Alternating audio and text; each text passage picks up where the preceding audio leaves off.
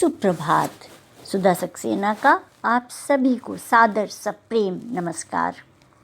जिंदगी में सुख और दुख की परिस्थितियां लगातार आती रहती हैं। हम उन्हें सहन करते हुए या उनका भोग करते हुए आगे बढ़ते रहते हैं, लेकिन एक दृढ़ता होना जीवन में वह अत्यंत आवश्यक है। हमें अपने सिद्धांतों पर, अपने कर्तव्यों पर ध्यान देना ही चाहिए। आज आइए हमारे जीवन को सुखमय बनाने के लिए या आनंद पूर्वक बनाने के लिए किस चीज़ की, किस प्रकार की सोच की आवश्यकता है, उस पर हम चर्चा करते हैं। परिस्थितियाँ कैसी भी विषम क्यों ना हो, राह पर चलते जाना ही धर्म है। गुण स्वभाव का अंग हो जाते हैं और तभी उन्हें गुण कहा जाता है। अर्थात प्रत्येक व्यक्ति में अलग अलग प्रकार की क्षमताएं और विशिष्टताएं होती हैं और वो विशिष्टताएं उस व्यक्ति के व्यक्तित्व का अंग बन जाती हैं, तब उन्हें हम गुण कहते हैं।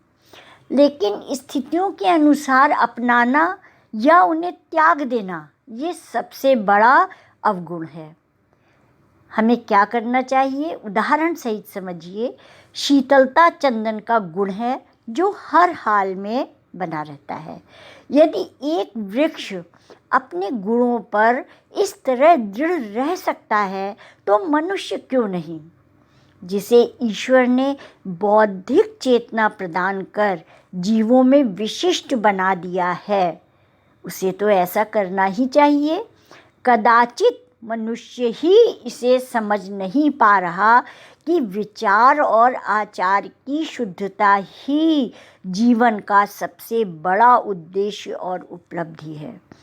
दया, परोपकार, क्षमा, दान और साहचर्य जैसे तत्व मनुष्य की रचना में ही समाहित हैं और इन्हीं को हम आत्मा कहते हैं। और उन पांचों तत्वों का प्रतिनिधित्व यही गुण करते हैं जिनसे यह तन बना है। इनसे विरत होना अपने संरचनात्मक स्वभाव से दूर हो जाना है। भूमि, जल, वायु, अग्नि और क्षितिज एक साथ बने रहते हैं तभी सृष्टि का अस्तित्व है और मनुष्य का भी तभी। इनका असंतुलन विनाश की ओर ले जाता है। जीवन में तमाम समस्याओं से सामना होता है। मनुष्य का धर्म है कि सहज रहकर अपने गुणों से उनसे पार पाने की चेष्टा करे। किसी का भी जीवन कभी भी निष्कंटक नहीं रहा है। संसार में जो महापुरुष हुए हैं उन्होंने भी असीम दुख सहे, लेकिन वे अपने मार्ग पर अविचलित रहे। उन्होंने एक लक्ष्य जो बना लिया वह उसी पर दृढ़ निश्चय रहे और उस लक्ष्य को प्राप्त करने का निरंतर प्रयत्न करते रहे। वास्तव में सुख और दुख की अवधारणा दोषपूर्ण है। मनुष्य कर्मों की पूंजी एकत्र करता चले तो वह सुख और दुख से ऊपर उठ जाता है और निर्लिप्त अवस्था प्राप्त कर लेता है। मनुष्य को उसके कर्मों के अनुसार ही फल मिलता है।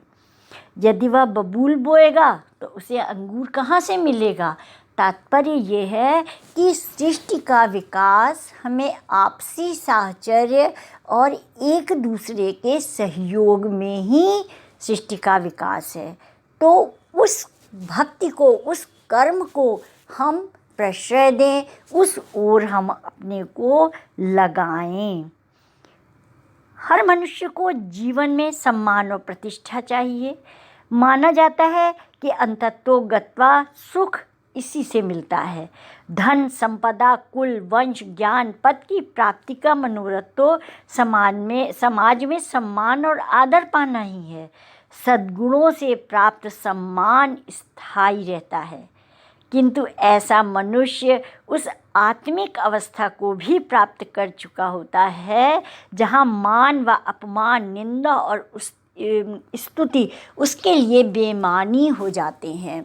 अर्थात जब वह सबसे मिलजुल कर सबके हित के लिए कार्य करता है तब वह केवल अपने लिए नहीं सोचता, इसीलिए उसके लिए मान अपमान निंदा और स्तुति परे हो जाती है और वह एक अलग तरीके के आनंद की प्राप्ति करता है। मात्र अपने कर्म करते जाने में ही उसे असीम आनंद मिलता है। जिन कार्यों से आत्मसंतुष्टि मिले वे ही सत्कर्म हैं और सद्गुणों के प्रतीक हैं, और निश्चित मानिए इनसे ही जीवन प्रवाह बना रहता है और आनंद की प्राप्ति भी होती है। आज इतना ही।